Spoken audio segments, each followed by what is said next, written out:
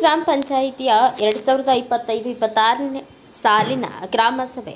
ಗ್ರಾಮ ಪಂಚಾಯಿತಿ 25-26ನೇ ಸಾಲಿನ ಪ್ರಥಮ ಗ್ರಾಮ ಸಭೆಯು ರಂಗಮಂದಿರದ ಕನ್ನೂರು ಬಸ್ ನಿಲ್ದಾಣದ ಹತ್ತಿರ ಆಯೋಜಿಸಿದ್ದ ಸನ್ಮಾನ್ಯ ಶಾಸಕರಾದ ಶ್ರೀಮತಿ ಮಂಜುಳಾ ಅರವಿಂದ್ ನಿಂಬಾವಳಿ ಹಾಗೂ ಅಧ್ಯಕ್ಷರು ಎಸ್ ಅಶೋಕ್ ಜ್ಯೋತಿ ಬೆಳಗುವ ಸಭೆಗೆ ಚಾಲನೆ ನೀಡಿದರು.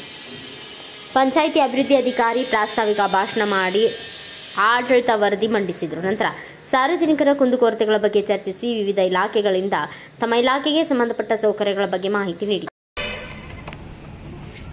ನಾವು 5 ವರ್ಷ ಆಯ್ಕೆ ಮಾಡಿ ಕಳಿಸಿರ್ತೀರಿ.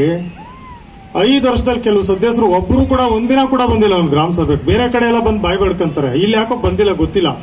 ಬಂದ್ ಏನೇ ಇದ್ರು ಸಾರ್ವಜನಿಕರ ಮುಂದೆ ಚರ್ಚೆ ಮಾಡ್ಬೋದಲ್ಲ. ಈ ಗೆದ್ದಿರೋಂಥವ್ರು ಯಾರು ಕೆಲವರು ಬರ್ತಾ ಇದಾರೆ, ಅಷ್ಟೇ ಜನ ಬರ್ತಾ ಇದಾರೆ. ಅದರಲ್ಲಿ 17-18 ಜನ ಬರ್ತಾರೆ. ಇನ್ನೊಂದು 8-9 ಜನ ಯಾವಾಗೂ ಗೈರು.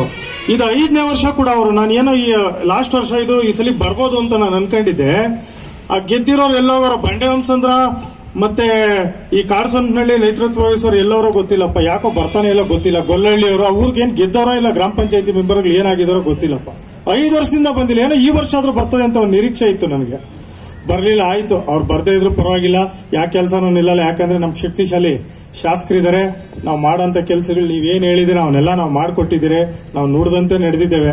ಈಗೇನು ಕೆಲವೆಲ್ಲ ಮುಂಚೆ 5 ವರ್ಷ ಮುಂಚೆ ಇಲ್ಲಿದ್ದಾರೆ ನಮ್ ಡಿಫೆನ್ಸ್ ಅವ್ರು ಗೊತ್ತಿರ್ಬೋದು. ದಾಳಪ್ಪ ಲೆವೆಟ್, ಮದರ್ ತೆರೇಸಾ ಲೆವೆಟ್ ಎಲ್ಲ ಏನ್ ಗತಿ ಇತ್ತು. ಇವತ್ತೊಂದು ಕುಡಿಯೋ ನೀರಾಗಿರ್ಬೋದು, ಇನ್ನೊಂದು ಎಲ್ಲ ಪ್ರತಿಯೊಂದು ಮನೆಗೂ ನಾವು ಮಾಡ್ಕೊಟ್ಟಿದ್ದೀರಿ. ಹಾಗೇನೆ ಇನ್ನೂ ನಮಗೂ ಸವಾಲುಗಳಿದೆ. ಇದನ್ನು ಇಲ್ಲೆಲ್ಲ ಎಲ್ಲಾ ಪಂಚಾಯತಿ, ನಮ್ಮ ಪಂಚಾಯತಿ ವ್ಯಾಪ್ತಿಯಲ್ಲಿ ಎಲ್ಲಾ ರೆವಿನ್ಯೂ ಲೆವೆಟ್ಗಳೇ. ನಮ್ಮ ಹಳೆ ಗ್ರಾಮ ಠಾಣ ಸೀಮಿತ ಆಗಿದ್ರೆ ನಾವ್ ಏನ್ ಬೇಕೋ ಹಳೆ ಗ್ರಾಮ ಠಾಣಗಳಲ್ಲಿ ವ್ಯವಸ್ಥೆ ಮಾಡಿದಿರಿ. ಆದ್ರೆ ಇದು ಎಲ್ಲಾನು ಒಂದು ರೆವಿನ್ಯೂ ಬಡಾವಣೆಗಳು ತುಂಬಾ ಬೆಳೆದಿರೋದ್ರಿಂದ ಅದೇನು ಹೇಳ್ತಾರೆ, ರೆವಿನ್ಯೂ ಬಡಾವಣೆಗಳಿಂದ ನಮ್ಗೇನು ಆದಾಯ ಇಲ್ಲ, ಆದ್ರೆ ಖರ್ಚೇ ಹೆಚ್ಚು.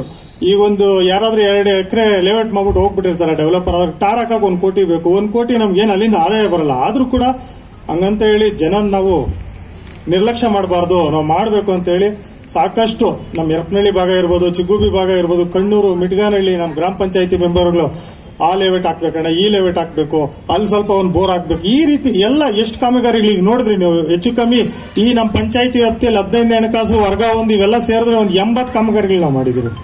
ಮಿಟ್ಗಾನಹಳ್ಳಿ ಏನಿತ್ತು ಅಂತ ಗೊತ್ತು ನಿಮ್ಗೆ. ಇವತ್ತು ನಿಮ್ ಊರೆಲ್ಲ ಎಷ್ಟು ಚೆನ್ನಾಗಿದೆ. ರೋಡ್ಗಳು ಮತ್ತೆ ಅಕ್ಕಪಕ್ಕ ಲೇಔಟ್ಗಳು ಅವೆಲ್ಲ ಕೆಲಸ ಮಾಡಿದಿರಿ. ನಾವೇನ್ ಸುಮ್ನೆ ಮನೇಲಿ ಕೂತಿಲ್ಲ.